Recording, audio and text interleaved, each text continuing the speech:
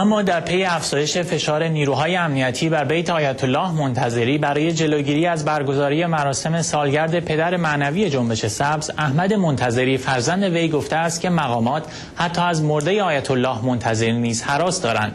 آیت الله حسین علی منتظری سال گذشته در سن 87 سالگی درگذشت. امسال و با نزدیک شدن سالگرد درگذشت این مجمع تقلید بزرگ شیعیان، خانواده وی اعلام کردند که برای جلوگیری از آسیب رسیدن به مردم از برگزاری مراسم منصرف شدند. همکارم کوروش صحتی در این زمینه گفتگویی داشته با احمد منتظری فرزند آیت الله منتظری.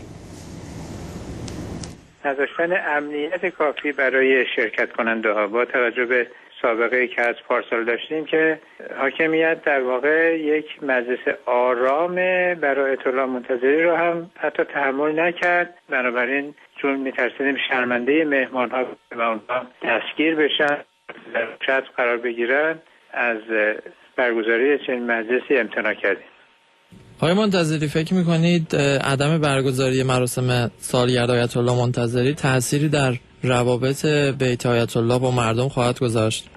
من فکر نمی کنم. یعنی مردم اون محبتی که دارن خواهند داشت. حالا در چنین مراسمی اون رو بروز و ظهور میدادن ولی هیچ تغییری نخواهد کرد. الان در این یک سال گذشته ما میبینیم که در اون فضای مجازی که هست و در دیدارهایی هم که با گروه‌های مختلف من داشتم میدیدم که واقعا حق شناسی میکنن. یعنی کسی که خادم اونها بوده و راه احقاق حق اونها کوشیده و اون مرارت‌ها رو و سختی‌ها رو به جان خریده، مردم قدر میدونن و برای تشکر اینو اگر مجلسی بود شرکت میکردن و حالا که مجلس نبود جور دیگه اون رو بروز و ظهور میدن.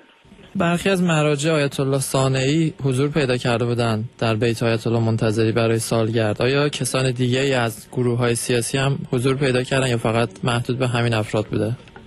چند گروه دانشجویی تشریف آوردن و به حساب هم تسلیت گفتن و هم ابراز محبت کردن و اون روز فوت ایشون که 3 محرم بود به سال قمری، برای شرکت در مجلسی که در نجف آباد بود من به نجف آباد مسافرت کرده بودم و تعدادی هم در اون روز اومده بودن که من موفق به زیارتشون نشدم، ولی کلا محبت بسیار کردن. یعنی من واقعا نمیتونم الان تو سایت‌هایی که مراجعه میکردم و همین امروز باز مراجعه کردم دیدم که مقالات زیادی نوشتن و یک گوشه‌هایی از زندگی آیت الله منتظری رو اومدن عنوان کردن که برای خود من واقعا ناشناخته بود. فکر میکنم اون به خاطر دوستی متقابلی بود که آیت الله منتظری داشت. یعنی واقعا مردم رو دوست می‌داشت و برای حق اونها و حقوق اونها بسیار ارزش قائل بود و بسیار زحمت کشید. یعنی آسایش و آرامش خودش رو